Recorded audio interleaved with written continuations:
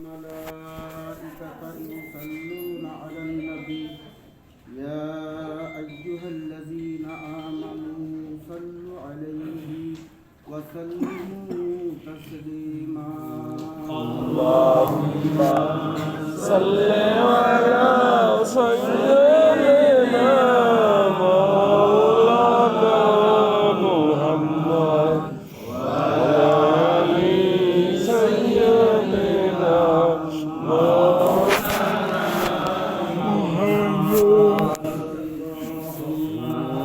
صل على سيدنا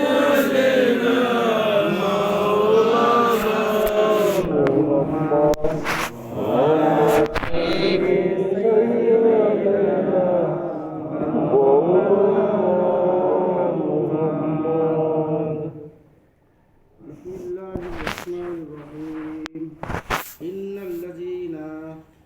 الذين يبايعونك إنما يبايعون الله يد الله فوق أيديهم فمن نكث فإنما ينكث على نفسه ومن أوفى بما أخذ عليه الله فسيؤتيه أجرا عظيما اللهم صل على سيدنا مولانا محمد وعلى آل سيدنا مولانا محمد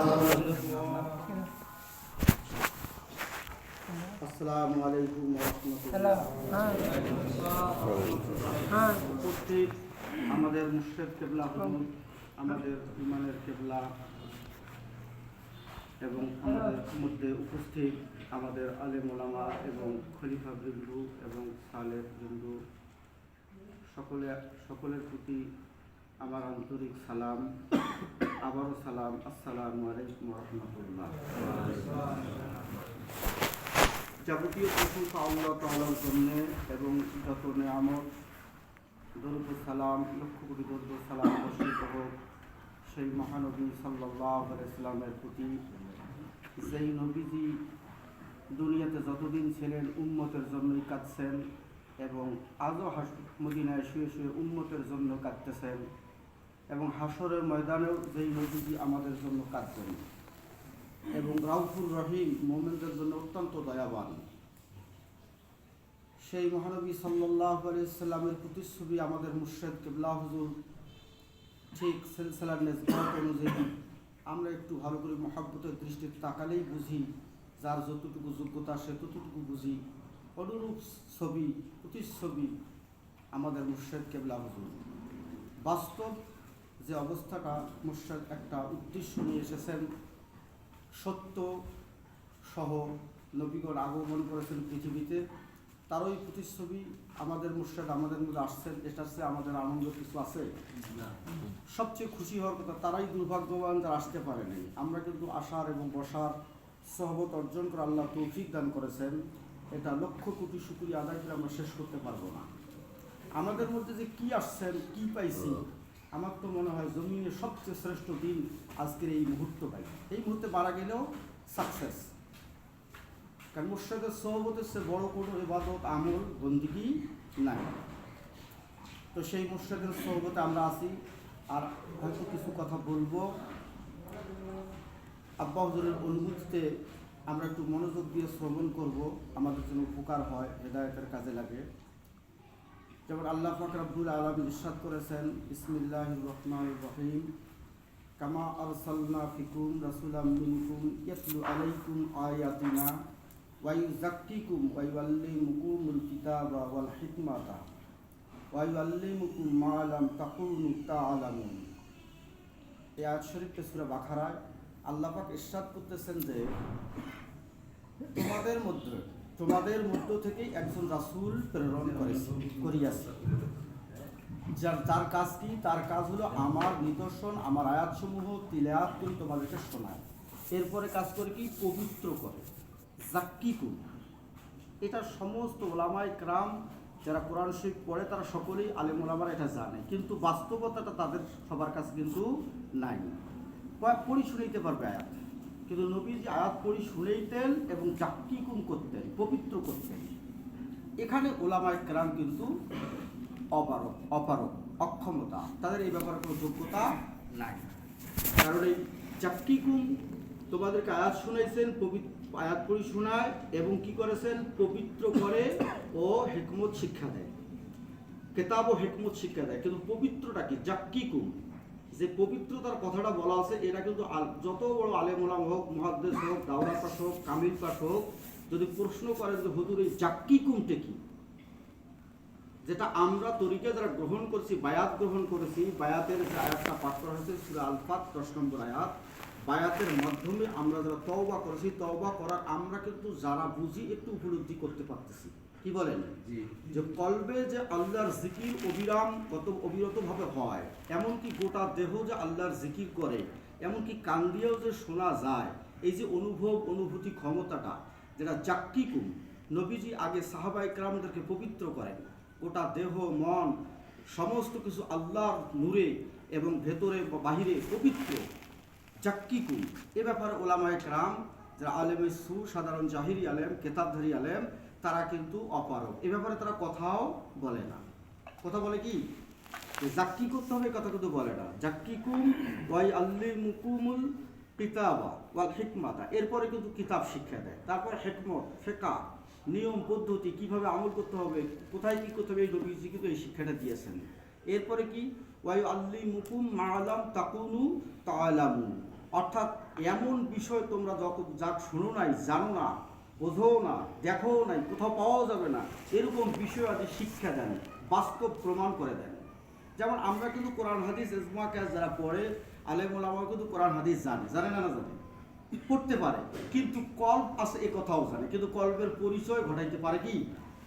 কিছু বিষয়, এমন বিষয়গুলো কল্প থেকে শুরু করি সমস্ত দেহ যে আল্লাহময় হবে, এরপরে তারপরে আল্লাহ পাকের পরিচিতি গ্রহণের যে সাবজেক্টটা, এই সাবজেক্টটাকে শিক্ষা দেয়, নবীজি শিক্ষা দিয়েছেন। আজও সেই শিক্ষা যারা দিতে পারেন তারাই তো ওয়ারিশ, প্রকৃত ওয়ারিশ, নায়েব, নবীজির প্রতিচ্ছবি, নবীজির নায়েবের রাসূল, ওয়ারিশ, তারা প্রকৃত ওয়ারিশ। আজকে আমাদের মুশরিক যিনি আমাদের মধ্যে আছেন, একবারে বাস্তব সত্য কথা, এই মুহূর্তে যে কেউ বায়াত গ্রহণ করি আমরা, বায়াত গ্রহণের সঙ্গে সঙ্গে কি হবে? প্রথম কাজটাই মুর্শিদ কি করবেন? সবক দিবেন কলবে, আর সবকের মধ্যে আল্লাহর জিকির শুরু হয়ে যাবে, পবিত্রতা হালো শুরু, নূর প্রবেশ করবে, নূরটা আল্লাহর জিকির করবে, বুঝলেন? এবং জাক্কিকুম হওয়ার পরে যখন হিকমত শিক্ষা হবে, যার অজানা বিষয়, কিছু বিষয় যারা আজকে আমরা বুঝতেছি, যারা সব কিছু জানি না, কেউ যতটুকু জানি, এমন বিষয় একটা মানুষ দেখা গেল আল্লাহ পর্যন্ত তার নৈকট্য হয়। যেমন একটা আয়াত আছে, সূরা ইনশিকার আয়াত আছে, আলেম ওলামারা অনেক সময় পড়ে যে ইয়া আইয়ুহাল ইনসানুকা কাদিহুন ইলা রাব্বিকা কাদহান ফামুলাকি। আল্লাহ পাক বলেন যে হে মানুষ, তোমরা কঠিন সাধনা করিয়া থাকো, কঠিন সাধনা করিয়া থাকো। সাধনা করলে কি লাভ হবে? অবশেষে তোমরা আমার সাক্ষাৎ পাবে। তো এটা কোরআনের আয়াতে যেহেতু আছে, জান্নাতে যা আল্লাহর সাক্ষাৎ হবে, কিন্তু দুনিয়াতে তার একটা হালত, হিস্সে, অবস্থা, অংশ রুহানিভাবে প্রাপ্ত হওয়া সম্ভব। তাহলে ঈমান বাড়বে না কমবে? আল্লাহ কিন্তু বলে সাধনা, এটা কিন্তু সাধনার পথ, তরিকা মানে সাধনার পথ। এমন একটা বিশেষ নিয়মে মুর্শিদ যখন লাইন দিয়ে দিচ্ছে, সাধনা করলে কি হয়? নৈকট্য আস্তে আস্তে। দেখেন এরপরে আয়াতটাই কিন্তু আল্লাহ পাক বলছেন ফাজকুরুনি আযকুরকুম ওয়াশকুরুলি ওয়ালা।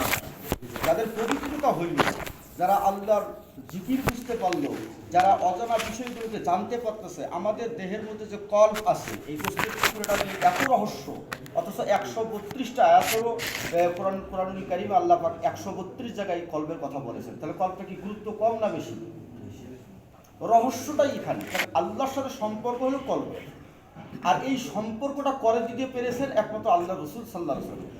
রাসূলের অবর্তমানে রাসূলের ওয়ারিসগণ এই ধারাটা চালু রেখেছেন এবং আজও আছে এবং কিয়ামত পর্যন্ত থাকবে। আমাদের তরিকায় খাস মুজাদ্দিদের তরিকার যিনি সর্বশেষ একজন ব্যক্তি, ইমাম মেহেদী আলাইহির রিদওয়ান আসবেন, উনিও এই তরিকাটা প্রসার করবেন এবং ব্যাপক আকারে। মুজাদ্দিদ আল-ফিসানি রহমাতুল্লাহ সমস্ত কিতাবগুলোর উপরে কার্যসূচি থাকবে। ইমাম মেহেদী সম্পূর্ণ নিসবতটা ওনার মাধ্যমে প্রকাশ হবে। আর আমাদের সেলসেলারই লোক হবেন উনি। তাহলে এই তরিকার সম্মানটা কত বড়।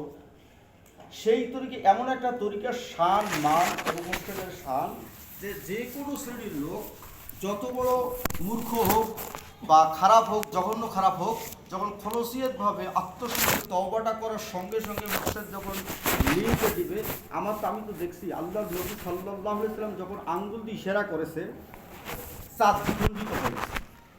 আজও নকশবন্দি তরিকার শায়েখগণ যখন কলব শাহাদত আঙ্গুলটিকে স্পর্শ করে কলবের মধ্যে, সঙ্গে সঙ্গে কলটা আল্লাহর জিকিরময় হয়ে যায়।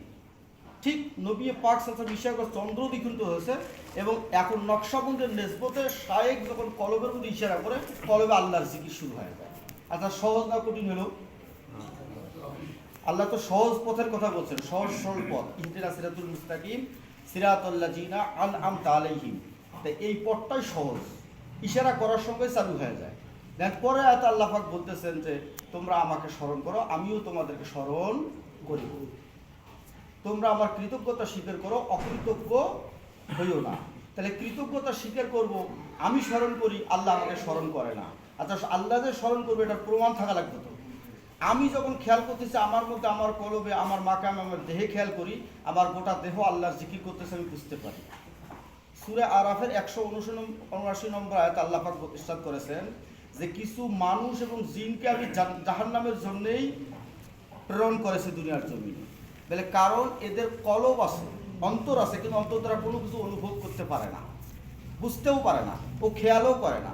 আর যারা বুঝতে পারে না, কান দিয়েও বুঝতে পারে না, চোখ দিয়েও দেখতে পারে না, কান দিয়েও আল্লাহ আল্লাহ শোনা যাবে এবং চোখ দিয়েও আল্লাহর নূর দেখা যাবে, অন্তর দিয়ে অনুভব করা যাবে। তা কলব সমূহ কি জিনিস? গোটা দেহে কলবের যখন নূর আসবে, কলবে যখন আল্লাহর জিকির জারি হয়ে যাবে, আল্লাহময় হয়ে যাবে, তখন সে লোকটা কি বাসার মধ্যে থাকলো। আর যদি এই অবস্থা না থাকে তাহলে আল্লাহ পাক বলছেন ওই লোকটা চতুষ্পদ জন্তুর ন্যায়। এরা চতুষ্পদ জন্তুর মতো নয়, তার চেয়েও নিকৃষ্ট। উলাইকা গাফিল, এরা গাফেলদের অন্তর্ভুক্ত। তাই এই অবস্থায় যদি থাকি তাহলে নামাজ, রোজা, হজ, যাকত, যাবতীয় শরীয়তের যত আমল আছে আমি করতেছি, কিন্তু ফায়দা হবে? এটা তো আল্লাহ পাক স্পষ্ট বলে দিয়েছেন, তাই না? যেমন আল্লাহ পাক একটা কথা বলছেন যে ইল্লা মান আতা আল্লাহ বিকালবিন সালিম। উপকৃত তারাই হবে শুধুমাত্র হাসরের ময়দানে, কঠিন ময়দানে তারাই উপকৃত হবে যাদের কলব সালিম, জেন্দা, জারি থাকবে। তো দুনিয়াতে যদি কলব জারি না হয়, মানে অন্য একটা আয়াতে বলা আছে যে দুনিয়াতে যার কলব জারি নাই, কলবি চক্ষু খোলে নাই, বুঝতে পারে না, হাসরের মধ্যে ডবল অন্ধ, ডবল মুরাদ অবস্থায় সে উদীয়মান হবে। তাহলে লাভ হবে না লস হবে? তো এমন একটা পথ, এমন একটা তরিকে, এমন একটা নেসবত, এমন একজন মুর্শিদের দরকার যার কাছে গেলে আমি অতীব সহজে কোনো আমল ছাড়া শুধু অন্তরের মহাব্বত লাইন সংযোগ নেওয়ার সঙ্গে সঙ্গে যে কথা আল্লাহ পাক বলেছেন, হাবিব আপনার হাতে হাত রেখে যারা বায়াত গ্রহণ করে, আসলে ওই হাতটা আমি আল্লাহরই কুদরতি হাত, আর তাদের হাতগুলোর উপরে আমি আল্লাহর হাত। আচ্ছা বলুন, আল্লাহর হাত যদি কারো উপর থাকে তার আর কোনো সমস্যা আছে? অভিভাবক স্বয়ং আল্লাহ হয়ে গেল না? তা বায়াতটা কেন হবো? রসুলের কাছে বায়াত হয়েছে মানে কি? আল্লাহর হাত তাদের হাতের উপরে। তা আয়াত কোরআন শরীফে আছে, কিয়ামত পর্যন্ত আয়াতটা তো জারিও থাকবে, তার তো বাস্তবতা প্রমাণ থাকবে না? সেই প্রমাণ যারা পাচ্ছি তারা ইমানদার না যারা এই অবস্থা বুঝি না তারা ইমানদার? মানে যাদের কলব আল্লাহর জিকির করে, যাদের কলবে আল্লাহর নূর প্রবেশ করে, আফামান শরাহাল্লাহু সাদরাহুল ইসলামি ফাহুয়া আলা নূরিম মির রাব্বি, ইসলামের জন্য যাদের বক্ষ উন্মুক্ত করা হয়েছে তারা আল্লাহর নূর, তার আল্লাহর নূরের মধ্যেই তারা থাকে তাদের কলবে। অর্থাৎ আমরা যারা তরিকা করি তারা কিন্তু বুঝতে পারি কলবে যে নূর আসতেছে, কলবে জিকির হইতেছে, এটা কিন্তু উপলব্ধি করা যায়। তাহলে আল্লাহর নূর যে কলবে আসে, সেই কলব, যাদের কলব আল্লাহময়, জিকিরময়, তারা ভালো, তারা ঠিক না? যাদের এই অবস্থা নাই তারা ঠিক? যারা এই অবস্থা নাই তারা অবশ্যই কাফেলদের অন্তর্ভুক্ত। কি বলেন? তা এই অবস্থাটা ধারণ করা দরকার। তাইলে কি হবে? যে ফাজকুরুনি আজকুরুকুম ওয়াশকুরুনি ওয়ালা তাকফুরুন। দেখা গেল যে মসজিদে নামাজ পড়ে গেলে ইমাম সাহেব, খতিব সাহেব এই আয়াতটা বেশি বেশি পড়ে, লাস্টে খুতবা সময় পড়ে না, ফাজকুরুনি আজকুরুকুম ওয়াশকুরুনি ওয়ালা তাকফুরুন।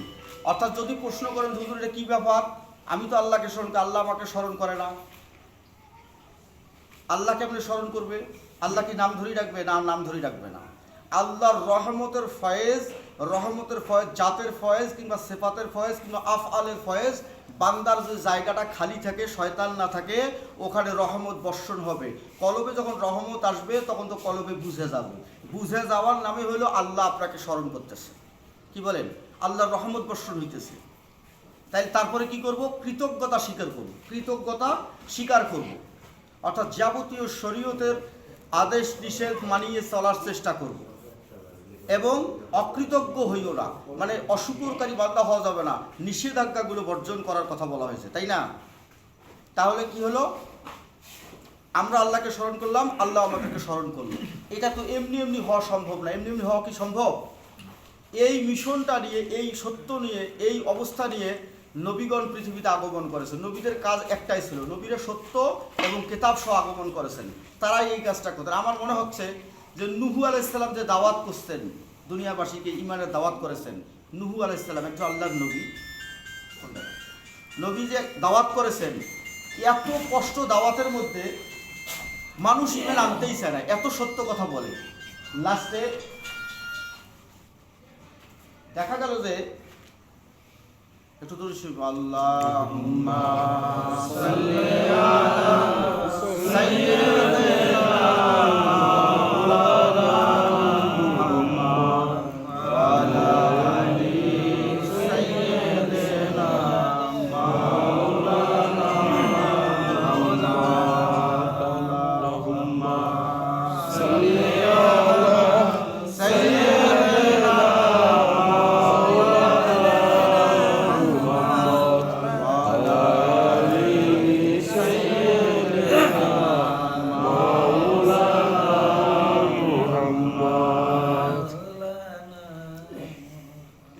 দাওয়াত করতে করতে যখন এই সত্য মিশনটাই, এই সত্য কথাটাই, আল্লাহ পাকের যে সত্য, এই দাওয়াত, ইমানের দাওয়াত করতে থাকে, কিন্তু মানুষ ইমান আনে না। লাস্ট ফিনিশে মানুষ ধরি কি করে? মারতে মারতে, সত্য বলার জন্য মাইর খায়, কিন্তু অজ্ঞান হয়, বেহুশ হয়ে রাস্তার মধ্যে পড়ে আছে। কিন্তু জিবরিল আমিন আলাইহিস সালাম আসে জিজ্ঞাসা করতেছে, যখন হুশ হইল, জিজ্ঞাসা করতেছে যে আপনি আগামীকালকে কি করবেন? উনি বলতেছেন আগামীকালকে আবার দাওয়াত করুন। যে আপনার তো মানুষ মারিয়ে রাস্তার ফেলে দিয়েছে, অজ্ঞান বেহুশ, আপনার কালকে কাজ কি? বলে আগামীকালকে আমাকে আল্লাহ আমাকে দাওয়াত করার জন্যই পাঠাইছেন। তা যার যে কাজটা, নবীগণকে আল্লাহ সত্যের দাওয়াত করার জন্য পাঠিয়েছেন। আউলিয়া ইকরামগণ এক দেশ থেকে আরেক দেশে আছে। শাহজালাল আসছে, কোন শাহজালাল রহমতুল্লাহ আসছেন, মঈনুদ্দিন চিশতি আজমিরি রহমতুল্লাহ ভারতবর্ষে আসছেন, আসি ইসলামের পতাকা উদীয়মান করেছেন, তাই না? লক্ষ লক্ষ বেধর্মীকে ইসলামের নেসবত দিয়েছেন, তাই না? তা সেই ধারাটাই। আচ্ছা, উনি এত দাওয়াত করলেন কিন্তু মানুষ ইমান আনে না, কিন্তু তারপরেও তো দাওয়াত করেছেন। কি বলেন?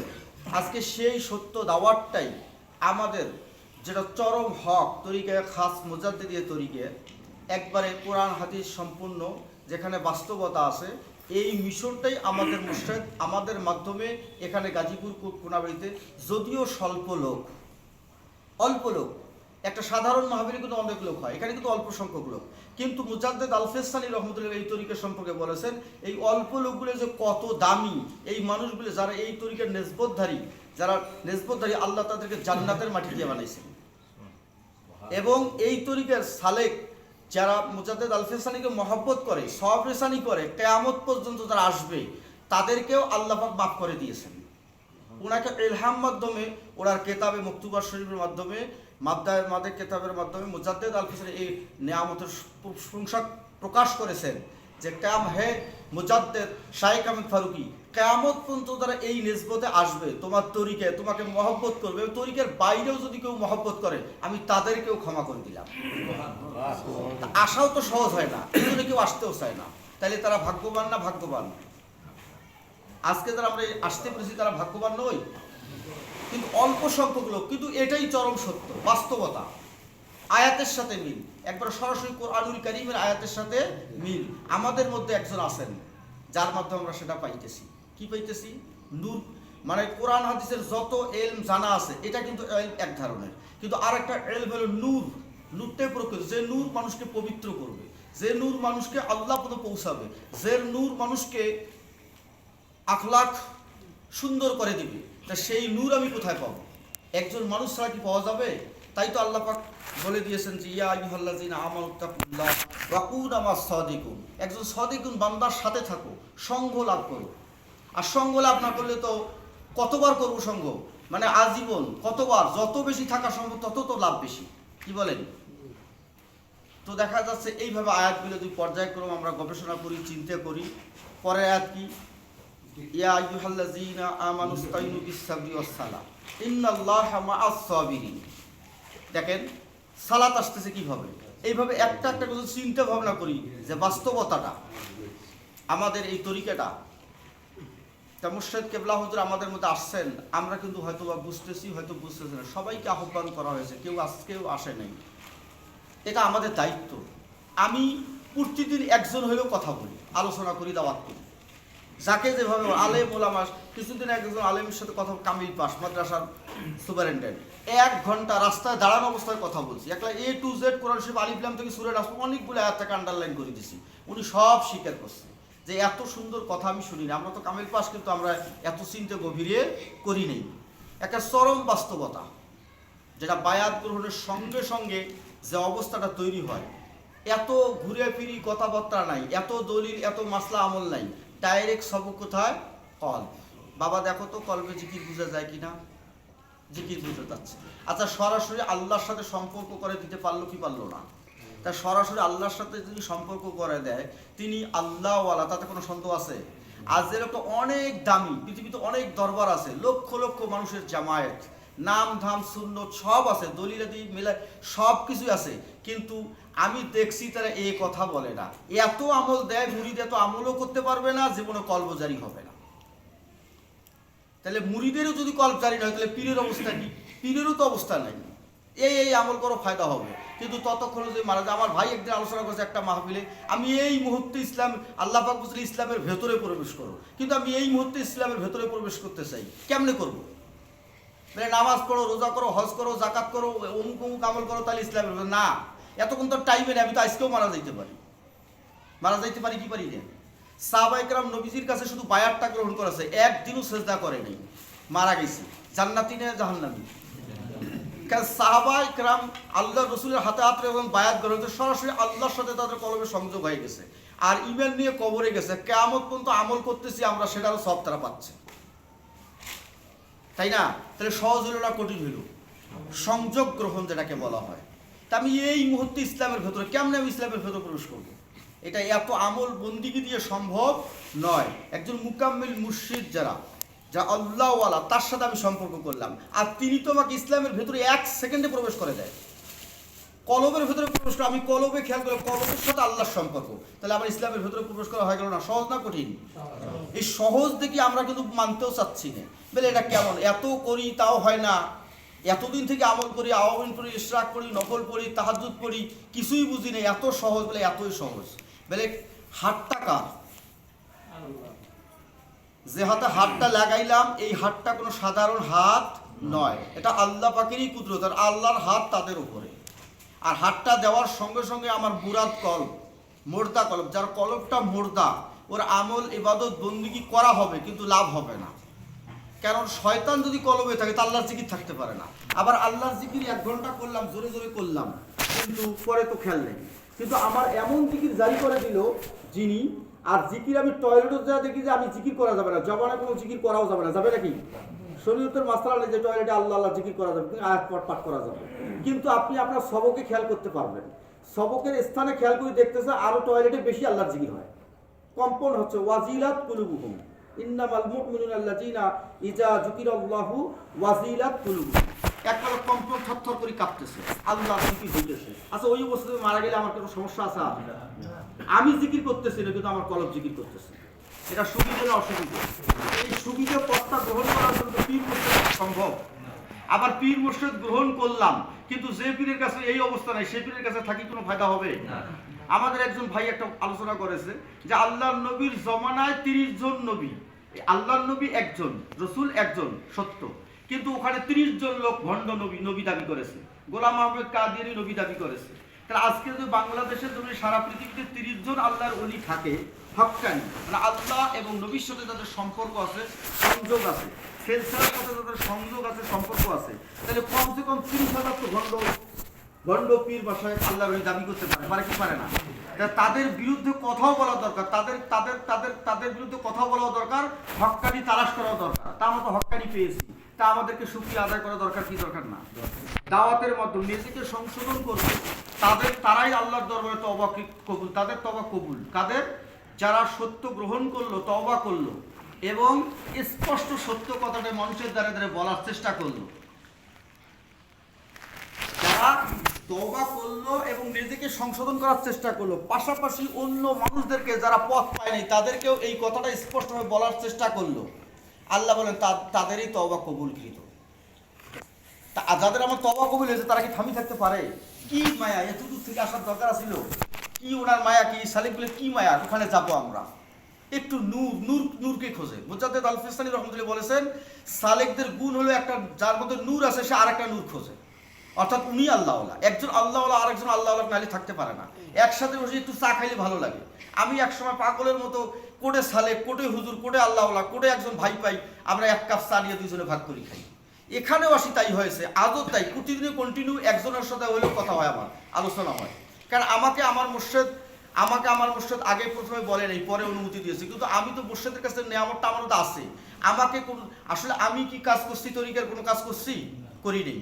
আল্লাহ পাক আমাকে করার তৌফিক দান করেছে।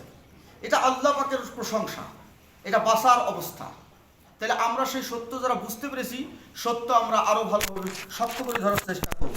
পাশাপাশি আজকে একটু ফাঁক হইলে, সহবত থেকে গাফেল হইলেই নফস ধরি ফেলায়।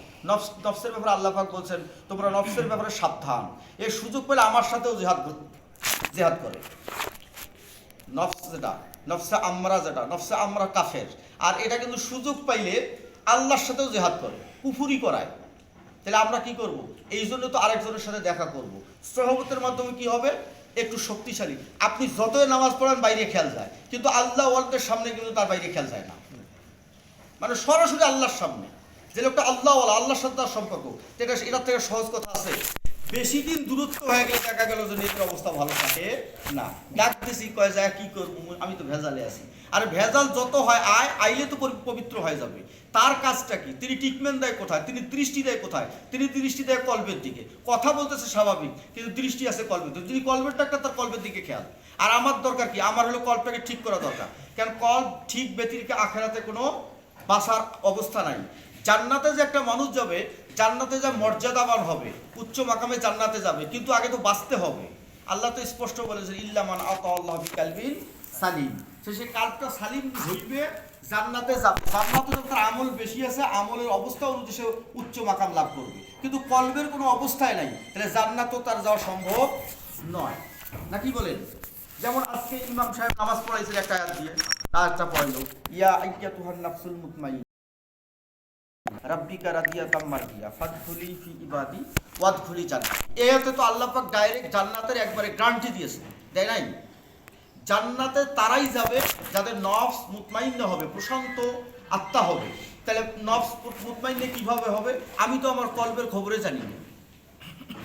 কলব যখন শুদ্ধ হবে, স্বচ্ছ হবে, পবিত্র হবে, কলব রু সের খফি আকফা আল্লাহময় জিকির এর শক্তিশালী প্রভাবে নফস অটোমেটিক থরথর করে কাঁপবে। নফস তখন আস্তে আস্তে আল্লাহওয়ালা হয়ে যাবে। আমি জান্নাত চাচ্ছি, দোয়া করতেছি, জান্নাত চাই, কিন্তু জান্নাত তো আল্লাহ দিয়ে দিছে মুতমাইন্নার জন্য। তা মুতমাইন্না করা আমার দরকার। তা মুতমাইন্না আমি কেমনে করব? কলবে শুদ্ধ করা লাগবে আগে। তো কলব শুদ্ধ করলে আস্তে আস্তে ক্রমে নফস শুদ্ধ হয়ে যাবে, নফস মুতমাইন্না হবে। তাহলে লোক তো লাগবে, একজন মুর্শিদ তো লাগবে। কি বলেন? আমি এককভাবে সারা জীবন যদি সাধনা করি, আমল করি, আমার কি কল্প শুদ্ধ হবে? আমার কি নফস মুতমাইন্না হবে? এর জন্য, তাজকিয়ার জন্য, আত্মশুদ্ধির জন্য তো আমাদের মুর্শিদের কাছে আসা, মুর্শিদ ধরা মানে কি? মুর্শিদ কি আমার কাছে কিছু চায়? টাকা পয়সা চায়? মুর্শিদের কাছে যেটা আছে মুর্শিদ সেইটাই দিতে চায়। তা আমি যদি নিতে যাই, তা আমাকে একটু তো কষ্ট করা লাগবে। আল্লাহ পাক বলছেন একটু কঠিন সাধনা করিয়া থাকো। তা কঠিন সাধনা, এটা তো কষ্টই তো, এটা তো আরাম থাকার কথা না। এই যে কষ্ট করিয়াছি, ঠান্ডা কষ্ট করিয়াছি, কষ্ট করে যদি নিজ মাকামে খেয়াল করে মুর্শিদের দিকে তাকায় থাকি, তাহলে যতটুকু নূর আসার, আমার ভাণ্ড যতটুকু নিতে পারে ততটুকু তো আমি নূর পাবো। তা নূর পাইতে পাইতে তো আমার কলবটা প্রশস্ত হবে। প্রশস্ত হইতে হইতে প্রশস্ত কলবের প্রশস্ততার উপর তো আমার নফসের ইতমিনান হবে, মুতমাইন্না হবে। তো এই পথটাই এই কার্যকারিতা। ক্রমান্বয়ে দেখা গেল যে আমার যখন নফস মুতমাইন্না হবে, আখলাক পরিবর্তন হবে, আমি কিন্তু চুপ করে আমল করতেছি, নিজে নিজে বুজুর্গ হয়ে আছি, তাইলে আমি আর কারোর সাথে কোনো কথা বলি না, তাইলে কি পরিপূর্ণ হবে? পরিপূর্ণ হবে? পরিপূর্ণ তখনই হবে ইল্লাল্লাযিনা আমানু ওয়া আমিলুস সালিহাত ওয়া তাওয়াসাউ বিল হাক্কি ওয়া তাওয়াসাউ বিস সাবর। মানে মানুষকেও উপদেশ দিতে হবে। তা আমরা একে অপরকে উপদেশ দিব কি দিব না? দিব না? মুজাদ্দেদ আল ফিসানি রহমাতুল্লাহ, কেউ যদি একটা লোককে সত্যের আহ্বান করে, একজন হক মুর্শিদের কাছে পর্যন্ত নিয়ে যায়, মানে সে সত্য পাইলো, আল্লাহর নূর পাইলো, ঈমান পাইলো, হেদায়েত পাইলো, তাহলে লোকটা যেন তার তামাম পৃথিবীর মানুষের কল্যাণ করলো, এরকম যা তার আমল নামে আল্লাহ দিয়ে দেয়। যেটা আমি সারা জীবন আমল করি, ওই আমলের ফজিলত পাবো আমি কি? আউলিয়া ইকরামের এত মর্যাদা কেন? তারা আল্লাহওয়ালা বানায়, আল্লাহ আরো কাছাকাছি তাদেরকে টেনে নেয়। একজন মুরিদ সাধারণ নয়, একজন মুরিদেই আল্লাহ পাকের বান্দা, খাঁটি বান্দা। একজন মুরিদেই আল্লাহ পাকের হাবিবের উত্তম উম্মত। তা মুরিদ যদি, মুরিদ মানে কি? মুরিদ মানে হলো আল্লাহকে পাওয়ার ইচ্ছা পোষণকারী। আমরা বলি যে মুরিদ হব না, আমরা বলি যে আমরা মুরিদ হব না। তা মুরিদ হবেন না, তার মানে মুরিদ শব্দের অর্থ আল্লাহকে পাওয়ার ইচ্ছা পোষণকারী। আচ্ছা, কে আল্লাহকে চাই না বলেন তো? আল্লাহকে কিন্তু সবাই চাই, কিন্তু আসলে মুরিদ হইতে চাই না। তাহলে মুরিদ হইলেই আল্লাহকে পাবি, আল্লাহকে পাওয়ার ইচ্ছে পোষণ হবে। আমি যে মুরিদ হইলাম, কেন মুরিদ হইলাম? আল্লাহকে পাওয়ার জন্য। তা ওনার মাধ্যমে একটা মিডিয়ে, সহজ কথা, এখন বর্তমান জমানায় স্ক্রিন টাচ মোবাইল আছে, শেয়ারেট আছে, ওই মোবাইলে কি আছে, এই মোবাইলে শেয়ারেট করলে ওই মোবাইলে সবগুলো দ্রুত চলে যায়।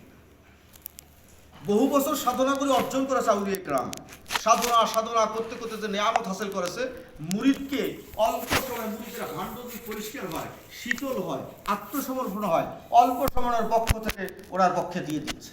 এটা ছাড়া কি আমাদের দ্বারা আমল করি কি আল্লাহ পর্যন্ত পৌঁছানো সম্ভব? আখিরাতে কল কি এত কাছে? এই কলবের দূরত্ব কোথায়? কলবের যে মূল হাকিকাতটা কি, এটা আল্লাহই ভালো জানেন, মুর্শিদ ভালো জানেন, আল্লাহর হাবিবি ভালো জানেন। আমরা যতটুকু বুঝি কল্পটাই তো মূল। এই জন্য রসুল বলছেন, ভাইজন যে প্রথমে যা হাদিস শরীফটা পাঠ করেছেন, জালা ওয়াইন্না ফিল জাসাদু মুদগাতান ইজা সলুহা সালাহাল জাসাদু কুল্লুহু ওয়াইজা ফাসাদাত ফাসাদাল জাসাদু কুল্লুহু আলা ওয়াহিয়াল কলব। এই মানুষ প্রত্যেকটা বনি আদমের মধ্যে একটা বস্তুর টুকরা আছে, এটা ভালো হলে, শুদ্ধ হলে, পাক হলে, পবিত্র হলে গোটা দেহই পবিত্র হয়ে যায়। আর যদি নাপাক থাকে, অশুদ্ধ থাকে, গোটা দেহটাই নাপাক। তাহলে দেহ নাপাক, উজু করলে কি পাক হবে? উজু করলে পাক হবে? উজু করিবেন, নামাজ পড়বো, তারপর তো নামাজ পড়বো। তা উজু করলাম, জাহিরি উজু করলাম, কিন্তু কলবের পবিত্রতা নাই। তা কলবের পবিত্রতার জন্য কিসের দরকার? মুর্শিদেরই তো দরকার। আল্লাহ তো মুর্শিদের কথা অনেকগুলো আয়াতে, যেমন আল্লাহ পাক বলতেছেন, সুম্মা তালিনু জুলুদুহুম কুলুবুহুম ইলা যিকরিল্লাহ যালিকা হুদাল্লাহি ইয়াহদি বিহি মান ইয়াশাউ ওয়া মান ইউদ্রিল্লাহু ফামা লাহু মিন হাদ। অর্থাৎ যখন একটা মানুষ আল্লাহর পথ, আল্লাহকে ভয় করে, তখন এই পথ পেয়ে তখন তার সমস্ত শরীর, মন, দেহ, মন প্রশস্ত হয়, আল্লাহর জিকিরে ঝুঁকিয়ে পড়ে। বলে সুলতান আজকের জিকিরে এই অবস্থাটা হয় না? কম বেশি তো যারা এই মাকাম পেরিয়ে গেছে তারা কিন্তু বুঝি। অর্থাৎ সমস্ত শরীর দেখবেন যে দুলতেছে, আল্লাহর জিকির করতেছে, বোঝা যায়। তা বোঝা যায় আল্লাহ বলে জালিকা হুদাল্লাহি ইয়াহদি বিহি, এইটা হলো আমি আল্লাহর হেদায়েত। আচ্ছা বলেন তো, যত বড় মুহাদ্দিস হোক, ওনার হেদায়েত নাই, এই অবস্থানে কোরআন বলতেছে তার হেদায়েত নেই। আর হেদায়েত সে পাবেও না একজন হাদিস ছাড়া। ওয়া মান ইউদ্রিল্লাহু ফামা লাহু মিন হাদ। আমরা সহজে হেদায়েত পেয়েছি, আমরা মূল্যায়ন কম করতেছি। আল্লাহ বলছেন কৃতজ্ঞতা স্বীকার করো, অকৃতজ্ঞ হইও না। এখন আল্লাহ স্মরণ করতেছে, আল্লাহ আমাকে স্মরণ করতেছে, সহজ হলে না কঠিন হলে, এটা পাইলাম কিভাবে? মুর্শিদের মাধ্যমে। তো আয়াত তো কোরআন শরীফে আছে, অর্থাৎ এটা প্রেসক্রিপশন দেওয়া আছে। প্রেসক্রিপশন কেউ মহব্বত করলে কি ফায়দা হবে? কেউ যদি ডাক্তার এমবিবিএস স্পেশাল ব্রাঞ্চ কোনো প্রেসক্রিপশন দেয়, এটাকে মহব্বত করে কি রোগ ভালো হবে? রোগ ভালো হওয়ার জন্য প্রেসক্রিপশন অনুযায়ী মেডিসিনের দোকানে যে মেডিসিনটা কিনি তার মতে যে তরিকে ডাক্তার লেখছে প্রেসক্রিপশন, এটা সকালে, এটা খাওয়ার আগে, এটা আধা ঘন্টা আগে গ্যাসের ট্যাবলেটটা খাবেন, তারপরে এই মেডিসিন খাবেন, এতবার খাবেন, এতটা করে খাবেন, একটা তারতিব, একটা তরিকে দিছে কি দিছে না? আমাদের মুর্শিদ তরিকে দিছে, তারতিব দিছে কি, তরিকে দিছে কি? অর্থাৎ সাজরা শরীফ দিছে, তসবি বুঝাই দিছে, তসবি, মুরাকাবা, লাহাওলা, বলে অল্প আমল, অল্প আমলটাই করে না গো বাবা, করি থাকো। ইন্ডিবেটিক, এটা ইন্ডিবেটিক একটা কাজ করে কিভাবে? বলে কয়েকদিন করো, তাতে তুমি বুঝতে পারবা, ঠিক কিনা? অনেক আমল করে, তাহাজ্জুদ পড়ে, একটা ইশরাক পড়ে, আউমিন পড়ে, কিন্তু তরিকে দেওয়ার পর দেখা গেল তসবিটা কয় হুজুর করবে পারি না, কমপ্লিট হয় না। বলে কেন কমপ্লিট হয় না? ঘুম ধরে। আমি নিজে তাওহীদ করবে গেলে তাওহীদটা কমপ্লিট করতে কতবার হাত থেকে আমার তসবি পড়ে যায়। তাওহীদের আমাদের তরিকে একটা আমল আছে তাওহীদ, কলেমা তাওহীদ 100 বার, এটা করবে সময় 100 বার করা খুব কষ্টকর হয়ে যায়। অর্থাৎ করলে অন্য কোনো হাল হোক না হোক, কিন্তু ঘুম চলে এসে, আর সারা রাত যদি জাগি তাও ঘুম ধরে না। কিন্তু তাওহীদ করার সঙ্গে তসবিহ ধরার সঙ্গে সঙ্গে চোখ বন্ধ হয়ে যায়, কখন যে ভুলে তসবিহটা হাত থেকে পড়ে যায়, আবার করতে শুরু করে। তাহলে এখানে পাওয়ার আছে কিনা? পাওয়ার থাকলে তো লাগবে না? নবীজি আল্লাহ রসুল সাল্লাল্লাহু আলাইহি ওয়াসাল্লাম কমপ্লিট মহামানব, তিনি রাহমাতুল লিল আলামিন নবী দুনিয়ার জমিনে আসলেন, আর উনি ওনাকে জিজ্ঞাসা করলো পড়ো ইকরা, উনি পড়তে পারে না। কেন পারে না? আজ যখন চাপ দিলেন তখন পড়া শুরু হয়ে গেল, বুঝলেন? কদ জাকুম মিনাল্লাহি নূরু ওয়া কিতাবুম মুবিন, নূর আসলো আর বলা শুরু হয়ে গেল। তাহলে নূর আসবে, তারপর তো বলা শুরু হয়ে যাবে। একটা কথাও বলতে হবে না জবান দিয়ে, কলবে আসলে মুক্তি বাইর হবে। এটা সহজ না কঠিন? অথচ ব্রেনটে আছে কিন্তু নাপাক অবস্থায় আছে।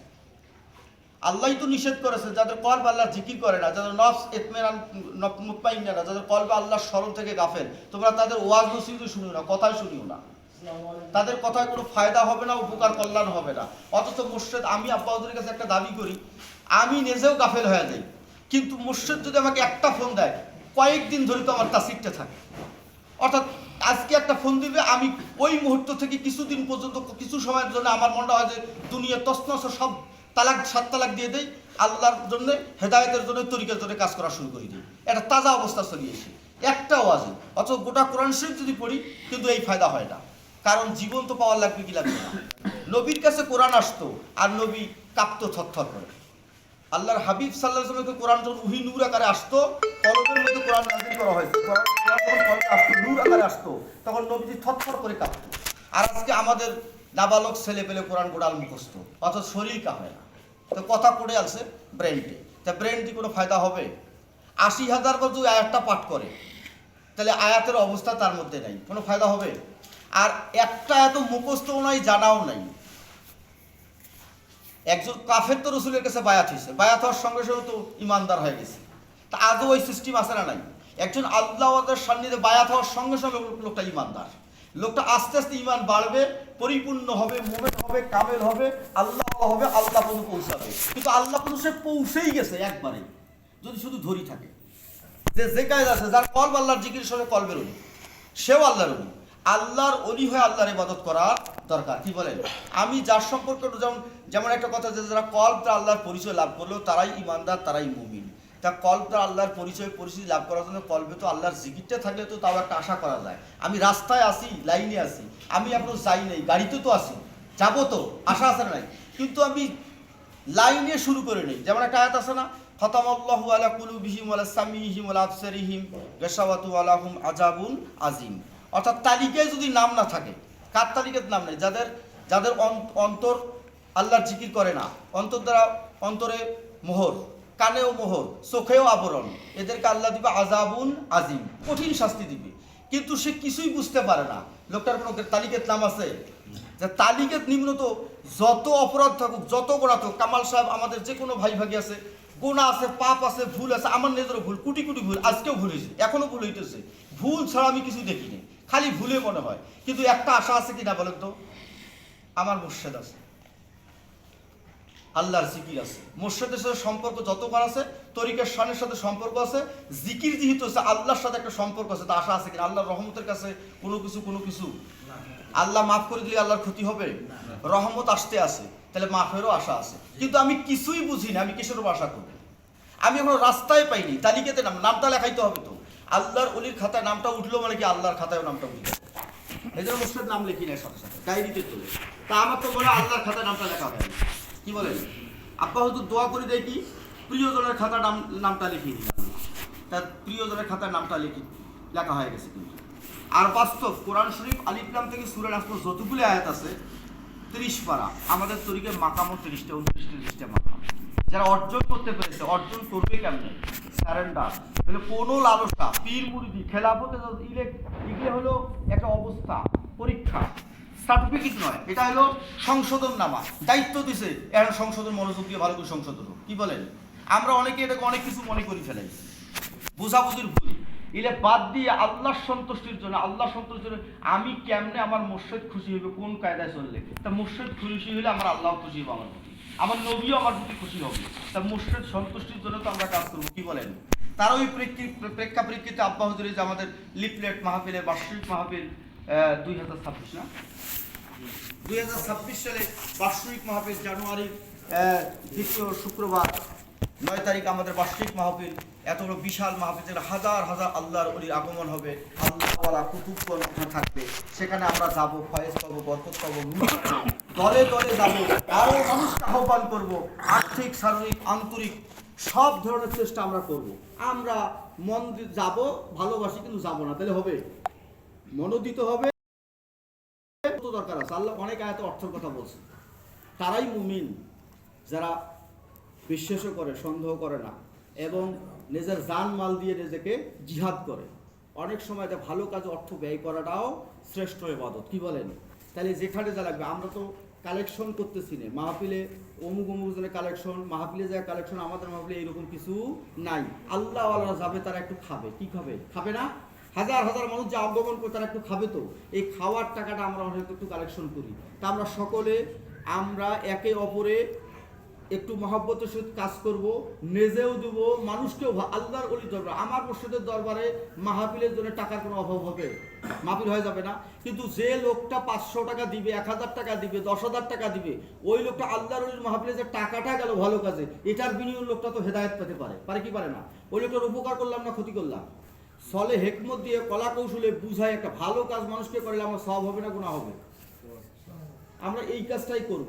আমরা এই কাজটাই করব। মাহফিলে যাওয়ার জন্য উদ্যোগ নেব, গাড়ি নিয়ে যাব, মুর্শিদের দরবারে মাহফিলে যাব, তরিকে এক হাসপাতালের গাড়িতে উঠব, এবং আমরা ব্যাপক মানুষকে নিয়ে যাওয়ার চেষ্টা করব। প্রত্যেকটা দল, প্রত্যেকটা মত, আপনারা দেখেন যে কোনো দরবার, তারা দলে দলে তারা গরু দিতেছে, মহিষ দিতেছে, কত কিছু, কিন্তু সেখানে দেখেন, যা খবর নিয়ে দেখেন, মাল নাই। কি নাই? নূর নাই, কল্প জেন্দা হয় না। আমি আশ্চর্য হয়েছি, পীরের হাজার হাজার মুরিদ, কিন্তু কোনো মুরিদের কল্প জারি হয় না। এক ঘন্টা জোরে জোরে বাইরে কলবের মধ্যে। আমি বলে সর্বনাশ, এই জিকির তো আল্লাহ করতেই নিষেধ করেছে। আল্লাহ জিকির করেছে মনে মনে, নিজের মধ্যে।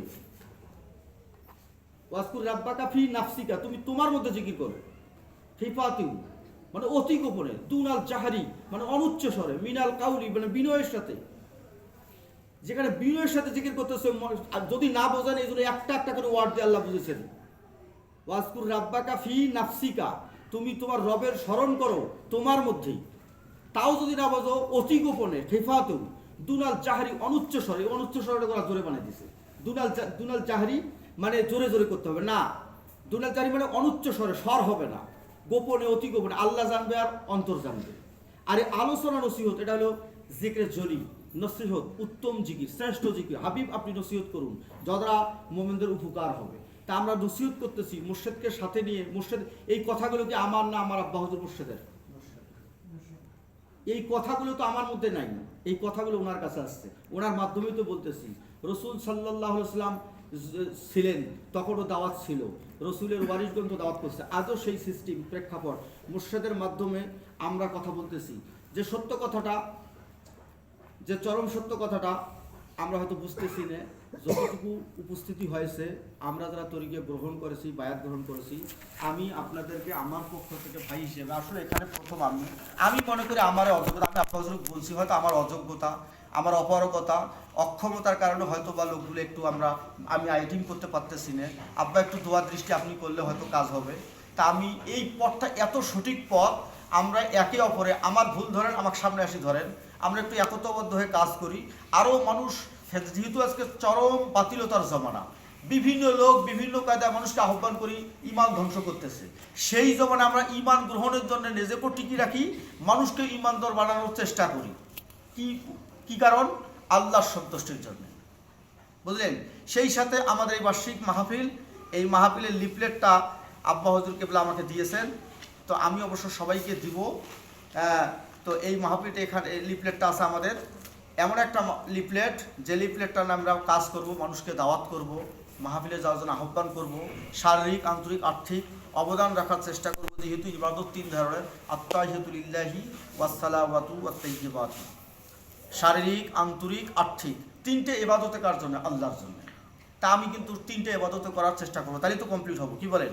তা আমরা একটু কাজ করব মাঠে ময়দানে। আব্বা হুজুর হয়তো এই কথা সরাসরি সবাইকে বলবে না, আমরা লিফলেটগুলো নিব এবং লিফলেট অনুযায়ী আমরা নিজেরাও যাব, মানুষকে যাওয়ার জন্য আহ্বান করব। কামাল সাহেব বিশেষ করে প্রতি বছরে ভালো তরিকার কাজ করে, মহব্বত করে, কিন্তু এটা নিয়ে একটু নর্মাল লুজ মুর্শিদের শানের কারণে মুর্শিদ খুব মহব্বত করে আপনাকে, যে কথা ভাষায় আপনি বুঝতে পারবেন।